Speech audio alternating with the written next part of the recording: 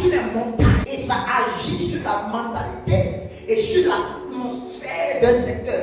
Tous ceux qui sont sur le territoire sont influencés par l'autel. Tous ceux qui sont dans la famille sont influencés par l'autel. Tous ceux qui sont ressortissants de ce village sont influencés par cet autel. Tous ceux qui sont sur la même tribu, du même groupe ethnique, ont ce même problème. Parce qu'il y a un autel qui contrôle et qui manipule les vies et les destinées. Quand on parle de briser le autel, il ne faut pas voir ça comme un amusement. Dieu a parlé à Abraham et dit quitte la maison de ton père. Ton problème, Abraham, que tu n'arrives pas à avoir enfant là, c'est la maison de ton père. Le problème qui est que tu n'arrives pas à avoir une descendance là, c'est la maison de ton père. Quitte la maison de ton père, quitte le territoire, quitte la patrie et va dans un pays que mon Dieu, je te montrerai. Dieu d'Abraham sort. Abraham, quitte là-bas.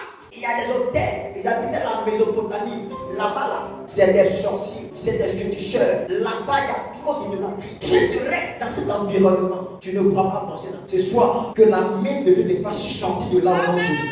Comme Abraham, sors de la maison de ton père. Comme Abraham, sois libéré pour prospérer. Alléluia. Quand Abraham est sorti à 75 ans, il était encore chez son papa. À 75 ans, il était encore chez son papa. Il est barbu jusqu'à la barbe blanche. Il est encore chez son papa. À 75 ans, il n'a pas encore enfant. Il n'a pas encore pris son indépendance. Il est encore dans la maison de ses parents.